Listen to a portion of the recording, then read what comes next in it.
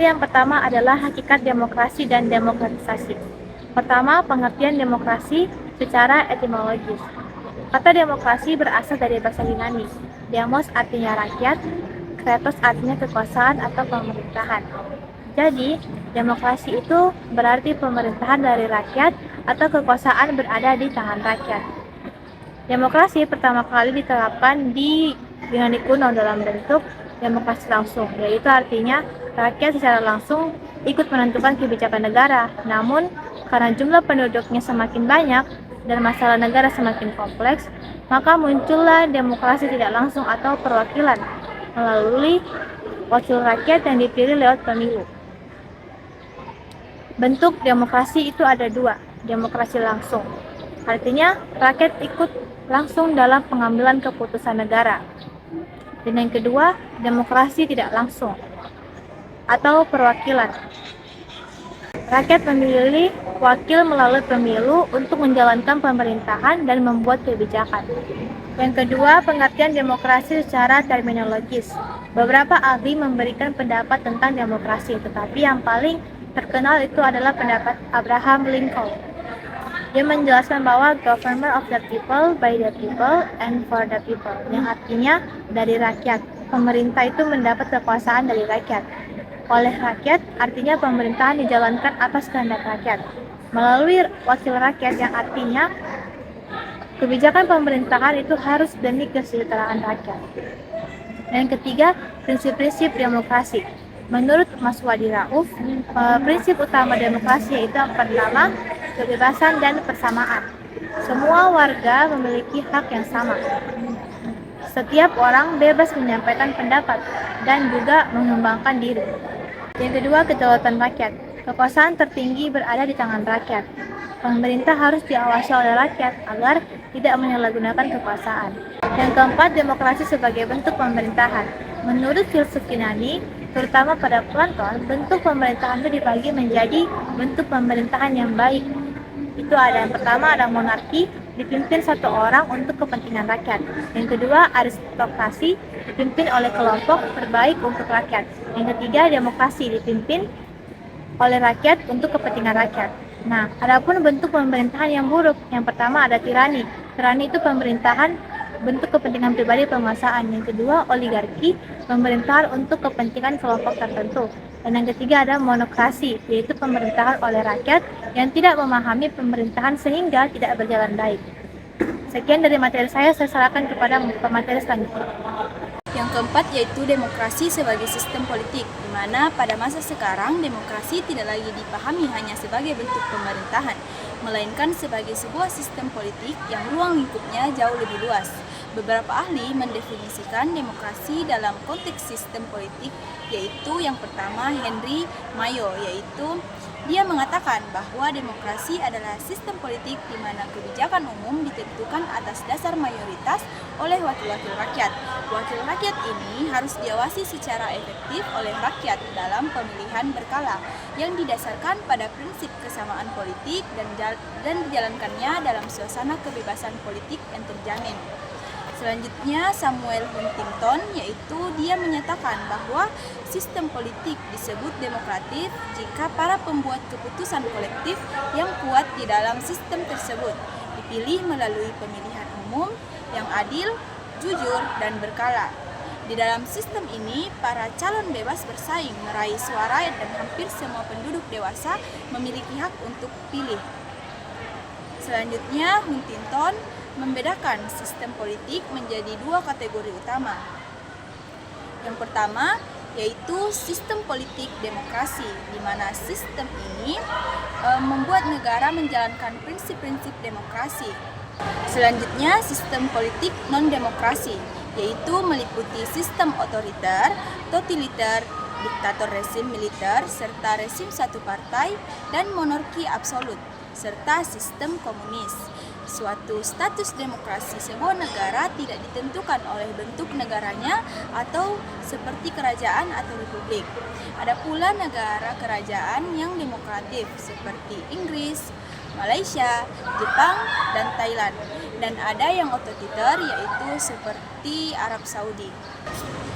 Sebaliknya, Ada negara republik yang demokratis seperti Amerika Serikat, India, Prancis, dan Korea Selatan. Dan ada pula republik yang bersifat diktator atau otoriter.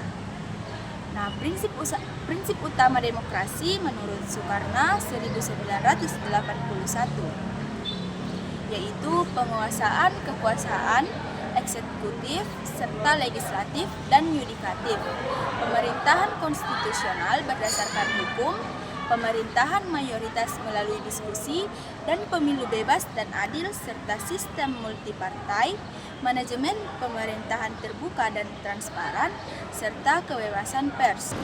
Yang kelima yaitu demokrasi sebagai sikap hidup atau way of life, yaitu demokrasi tidak hanya mencakup sistem politik tetapi juga dipahami sebagai sikap hidup atau pandangan hidup. Sistem politik demokrasi tidak tumbuh dengan sendirinya, karena melainkan memerlukan suatu usaha nyata dari warga negara maupun penyelenggara negara untuk berperilaku demokratis. Yang keenam adalah demokratisasi, yaitu proses penerapan kaidah-kaidah atau prinsip-prinsip demokrasi pada setiap kegiatan republik atau setiap kegiatan politik kenegaraan. Proses ini merujuk pada langkah perubahan menuju sistem pemerintahan yang lebih demokratis, serta proses menegakkan nilai-nilai demokratisasi secara bertahap. Selanjutnya ada nilai atau kultur demokrasi. Nilai atau kultur demokrasi adalah sikap hidup yang mendukung terciptanya masyarakat demokratis. Menurut Henry B. Mayo, nilai demokrasi meliputi penyelesaian masalah secara damai, pergantian kekuasaan secara teratur, penghormatan terhadap keberagaman, penegakan keadilan, kebebasan berpendapat, dan penghormatan hak asasi manusia. Demokrasi tidak hanya membutuhkan aturan dan lembaga, tetapi juga sikap demokratis masyarakat seperti toleransi, tanggung jawab, kerjasama, dan menghargai pendapat orang lain. Jika masyarakat tidak memiliki budaya demokrasi, maka demokrasi dapat menimbulkan kekacauan dan anarki. Yang kedelapan itu lembaga atau struktur demokrasi. Agar demokrasi berjalan dengan baik, diperlukan lembaga-lembaga demokrasi yang mendukung sistem politik negara. Menurut Miriam Budiarjo, lembaga demokrasi seperti pemerintahan yang bertanggung jawab, Dewan Perwakilan Rakyat hasil pemilu yang bebas dan rahasia, sistem kepartaian atau multipartai atau dwipartai, pers dan media massa yang bebas, dan yang terakhir itu sistem peradilan yang bebas dan adil.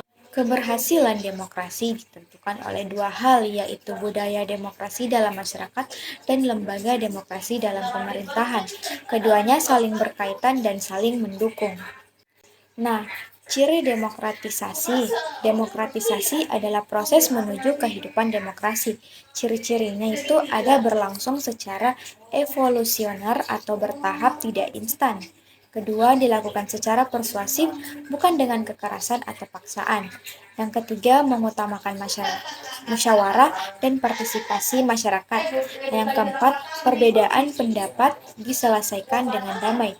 Demokratisasi membutuhkan waktu yang panjang agar nilai-nilai demokrasi dapat tumbuh dan diterapkan dalam kehidupan masyarakat dan bernegara. Demokrasi di Indonesia. Yang pertama ada demokrasi desa, yaitu demokrasi asli di Indonesia. Ada pula pandangan Muhammad Hatta 1960 tentang demokrasi di Indonesia, yaitu Indonesia sejak dahulu secara turun-temurun telah mempraktikkan ide demokrasi meskipun dalam tingkat yang masih sederhana atau belum termasuk ketatanegaraan modern. Ada pula bukti praktik kebudayaan Nusantara, yaitu rembuk desa di Jawa, musyawarah nagari di Minangkabau, sakehe desa di Bali, serta begundem di masyarakat Sasak. Ada pula 5 unsur utama demokrasi desa. Yang pertama yaitu rapat, mufakat, gotong royong, mengadakan protes bersama, serta hak menyingkirkan diri dari kekuasaan raja yang absolut. Ada pula transisi ke modern, yaitu demokrasi desa tidak bisa langsung dijadikan pola demokrasi modern. Namun, kelima unsur tersebut dikembangkan menjadi konsep demokrasi Indonesia yang modern. Nah, selanjutnya yaitu demokrasi Indonesia modern serta pemikiran tokoh bangsa. Menurut Muhammad Hatta, Demokrasi modern Indonesia tidak boleh hanya meniru Barat, yaitu yang hanya berfokus pada politik, melainkan harus mencakup 3 bidang utama, yaitu politik, ekonomi, dan sosial. Pandangan Soekarno pada sidang BPUPKI 1 Juni 1945, yaitu dia menolak demokrasi Barat yang individualis. Dia mengusulkan dasar sosiodemokrasi yang memperjuangkan keadilan sosial dan kesejahteraan bersama. Gagasan ini kemudian dituangkan dalam sila keempat dan sila kelima Pancasila. Selanjutnya yaitu perdebatan konstitusi antara Hatta dengan Supomo, di mana Supomo mengusulkan negara integralistik yang menilai tidak perlu jaminan khusus hak warga negara dalam Undang-Undang Dasar karena negara otomatis mengayomi semua kepentingan rakyat. Muhammad Hatta dan Muhammad Yamin bersikeras bahwa jaminan hak warga negara di dalam konstitusi sangat krusial demi melindungi rakyat dari potensi lahirnya negara kekuasaan yang absolut. Perbedaan ini melahirkan jalan tengah yang terjamin atau tercermin pada pasal 28 Undang-Undang Dasar 1945 tentang kemerdekaan berserikat dan berkumpul. Selanjutnya demokrasi Pancasila, yaitu demokrasi yang berkembang di Indonesia yang bersumber pada ideologi Pancasila, nilai-nilai sesuai dengan pilar demokrasi modern dan bukan hanya ajaran otoritarian. 7 nilai penjabaran demokrasi Pancasila pada pembukaan Undang-Undang Dasar Negara Republik Indonesia tahun 1945. Yang pertama, kedaulatan rakyat, yaitu esensi utama demokrasi pada alinea keempat. Yang kedua yaitu republik, berarti res republika, negara untuk kepentingan umum. Yang ketiga, negara berdasar atas hukum, yaitu Indonesia menganut hukum materi, arti, atau luas. Yang keempat, pemerintahan yang konstitusional, yaitu berdasarkan konstitusi negara. Yang kelima, sistem perwakilan berdasarkan sila keempat Pancasila. Dan yang keenam, prinsip musyawarah, yaitu mengutamakan konsep win-win solution demi memuaskan semua pihak atau demokrasi konsensus. Dan yang terakhir, prinsip ketuhanan, yaitu adanya tanggung jawab moral yang berimbang kepada rakyat dan kepada Tuhan Yang Maha Esa. Selanjutnya, periodisasi perkembangan demokrasi di Indonesia berdasarkan pembagian para ahli seperti Miriam Budiarjo dan Afan Ghaffar. Sejarah demokrasi Indonesia dibagi menjadi 4 masa utama. Yang pertama, masa Republik Indonesia pertama atau 1, yaitu 1945 sampai dengan 1959, yang menonjolkan peranan parlemen dan partai-partai politik. Masa yang kedua yaitu masa Republik Indonesia II 1959 sampai dengan 1965, yaitu demokrasi terpimpin yang ditandai dengan banyaknya aspek yang menyimpang dari konstitusi. Masa yang ketiga yaitu masa Republik Indonesia III, yaitu 1965 sampai 1999, yaitu demokrasi Pancasila Orde Baru. Demokrasi konstitusional yang menonjolkan sistem presidensial, namun pada praktiknya mengalami banyak pembatasan. Nah, selanjutnya masa Republik Indonesia yang keempat, yaitu 1998 sampai sekarang, yaitu masa reformasi, di mana lahir sebagai koreksi atas praktik politik Orde Baru, ditandai dengan terbukanya kesempatan yang luas dan bebas bagi warga negara dalam kehidupan berpolitik, atau sering juga disebut euforia demokrasi. Yang kelima yaitu tantangan masa transisi reformasi, atau di mana proses ini memperjuangkan demokrasi pada era transisi, yaitu pada tahun 1998 sampai dengan 1999. Sempat diwarnai dengan kerusuhan dan konflik internal seperti di Aceh, Timur Timur, Ambon, Maluku, dan Kalimantan. Pelajaran pentingnya kita membangun demokrasi tidak cukup hanya dengan mendirikan lembaga-lembaga demokrasi, tetapi juga harus ditunjang oleh sikap hidup demokratis dari penyelenggara negara maupun warga negaranya, agar tidak memicu anarki.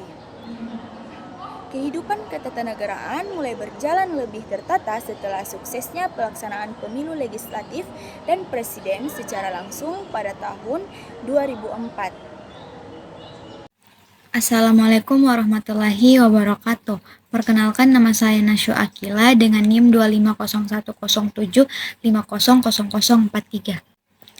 Saya akan menjelaskan tentang sistem politik demokrasi. Yang pertama ada landasan sistem politik demokrasi di Indonesia. Sistem politik demokrasi menempatkan rakyat sebagai pemegang kekuasaan tertinggi.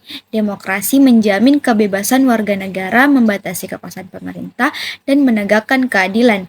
Sejak kemerdekaan, Indonesia memiliki demokrasi sebagai sistem politik yang sesuai dengan cita-cita bangsa. Landasan demokrasi Indonesia tercantum dalam pembukaan Undang-Undang Dasar Negara Republik Indonesia tahun 1945 dan Pasal 1 Ayat 2 yang menegaskan bahwa kedaulatan berada di tangan rakyat dan dilaksanakan menurut Undang-Undang Dasar Negara Republik Indonesia tahun 1945. Nah, yang kedua itu ada sendi-sendi pokok sistem politik demokrasi Indonesia. Yang pertama ada kedaulatan rakyat, yaitu kekuasaan tertinggi berada di tangan rakyat. Yang kedua, negara hukum, pemerintahan dijalankan berdasarkan hukum. Yang ketiga, bentuk republik yang bertujuan untuk memperjuangkan kepentingan umum. Yang keempat, pemerintahan berdasar konstitusi, yang dimana semua kebijakan berlandaskan Undang-Undang Dasar 1945. Yang kelima, pemerintahan bertanggung jawab kepada rakyat dan Tuhan Yang Maha Esa. Nah, yang keenam, sistem perwakilan rakyat yang memilih wakilnya melalui pemilu. Yang ketujuh itu sistem presidensial, yaitu presiden sebagai kepala negara dan kepala pemerintahan. Nah, yang ketiga ada mekanisme sistem politik demokrasi Indonesia, yang dimana negara kesatuan dengan otonomi daerah, bentuk republik dengan sistem presidensial, presiden dan wakil presiden dipilih langsung untuk masa jabatan 5 tahunnya, menteri diangkat dan bertanggung jawab kepada presiden. Selanjutnya itu parlemen bikameral terdiri dari DPR dan DPD, pemilu untuk memilih presiden, wakil rakyat, dan kepala daerah, sistem multipartai, dan kekuasaan kehakiman dijalankan oleh Mahkamah Agung dan Mahkamah Konstitusi. Nah, yang keempat ada masa depan demokrasi. Nah, demokrasi diyakini tetap memiliki masa depan meskipun pernah mengalami kegagalan. Muhammad Hatta menyatakan bahwa demokrasi bisa tertekan sementara tetapi akan bangkit kembali. Keberhasilan demokrasi memerlukan keadilan ekonomi, pendidikan politik, persatuan nasional, pemerintahan yang terbuka, serta kepemimpinan yang bertanggung jawab. Di Indonesia, peluang demokrasi cukup besar karena meningkatnya pendidikan, peran media, dan kelas menengah terdidik. Namun tantangannya itu seperti budaya feodalisme dan pola patron klien masih perlu dibatasi. Masa depan demokrasi Indonesia bergantung pada keseimbangan antara budaya politik demokratis dan berfungsinya institusi politik. Yang keempat, pendidikan demokrasi. Pendidikan demokrasi merupakan proses untuk menanamkan nilai-nilai demokrasi kepada masyarakat agar dapat dipahami, dihayati, dan diterapkan dalam kehidupan sehari-hari. Demokrasi tidak hanya berkaitan dengan sistem pemerintahan atau lembaga negara, tetapi juga menyangkut terhadap sikap dan perilaku masyarakat. Oleh karena itu, keberhasilan demokrasi sangat bergantung pada adanya kultur demokrasi dalam kehidupan bermasyarakat. Demokrasi terdiri dari dua hal yang penting, yaitu yang pertama struktur demokrasi dan yang kedua kultur demokrasi. Struktur demokrasi itu berkaitan dengan lembaga-lembaga negara seperti pemerintahan, parlemen, lembaga pemilu, organisasi politik, media massa, dan lembaga swadaya masyarakat. Sementara kultur demokrasi berkaitan dengan perilaku masyarakat yang mencerminkan nilai-nilai demokrasi, seperti menghargai perbedaan, bersikap adil, toleransi, menghormati kebebasan, serta bertanggung jawab. Menurut Gabriel Almond dan Sidney Verba, masyarakat demokrasi akan tercapai apabila terdapat sebuah keserasian antara struktur demokrasi dan juga budaya demokrasi. Yang artinya, negara tidak cukup hanya memiliki lembaga demokrasi saja, tetapi juga masyarakatnya harus memiliki sikap yang demokratis. Jika demokrasi tidak didukung oleh perilaku demokratis, maka dapat menimbulkan kekacauan dan anarki, bahkan munculnya pemerintahan diktator. Demokrasi juga merupakan proses belajar atau learning process yang membutuhkan waktu yang panjang. Demokrasi tidak bisa hanya ditiru dari negara lain, tetapi harus dibangun melalui pendidikan dan pembiasaan dalam kehidupan sehari-hari. Oleh sebab itu, pendidikan demokrasi menjadi sangat penting untuk membentuk warga negara yang sadar akan kewajibannya serta mampu menjaga kehidupan yang demokratis. Di Indonesia, pendidikan demokrasi telah menjadi bagian yang penting dalam pendidikan nasional. Sejak tahun 1945, pendidikan demokrasi dan HAM dianggap penting untuk membentuk warga negara yang bertanggung jawab, serta cinta tanah air, menghormati sesama, menjunjung keadilan, dan taat terhadap aturan. Hal ini juga tercermin dalam tujuan pendidikan nasional yang ingin membentuk manusia yang beriman, berilmu, kreatif, mandiri, serta menjadi warga negara yang demokratis dan bertanggung jawab. Pendidikan demokrasi di Indonesia banyak dilaksanakan melalui pendidikan kewarganegaraan atau PKN. Mata pembelajaran ini bertujuan untuk membentuk generasi muda agar memiliki pengetahuan, kesadaran, sikap demokratis. Selain itu, melalui sekolah, pendidikan demokrasi juga dapat dilakukan dalam keluarga dan masyarakat. Dalam lingkungan keluarga, pendidikan demokrasi dilakukan dengan membiasakan sikap saling menghargai dan bermusyawarah. Di sekolah, pendidikan demokrasi dilakukan melalui kegiatan belajar, diskusi, organisasi, serta kegiatan intra dan ekstrakurikuler. Sedangkan di masyarakat, pendidikan demokrasi dapat dilakukan melalui organisasi sosial, media massa, partai politik, dan lembaga masyarakat lainnya. Pendidikan demokrasi hanya dibedakan dari indoktrinasi politik. Pendidikan demokrasi bertujuan untuk membangun kesadaran melalui dialog dan pemahaman, bukan melalui paksaan. Karena itu, proses pembelajaran demokrasi harus dilakukan secara terbuka dan memberikan kesempatan kepada peserta didik untuk berpikir kritis dan menyampaikan pendapat. Materi pendidikan demokrasi meliputi yang pertama, sejarah perkembangan demokrasi, demokrasi di Indonesia, demokrasi berdasarkan Pancasila dan Undang-Undang Dasar 1945, serta tantangan demokrasi di masa depan melalui pendidikan demokrasi. Dan diharapkan kepada masyarakat mampu mencukupi sistem pemerintahan demokrasi, menjaga persatuan dan menghargai hak orang lain, serta berpartisipasi dalam kehidupan bernegara. Dengan demikian, demokrasi di Indonesia mampu berkembang dengan baik dan terjaga keberlangsungannya. Sekian dari materi saya, terima kasih.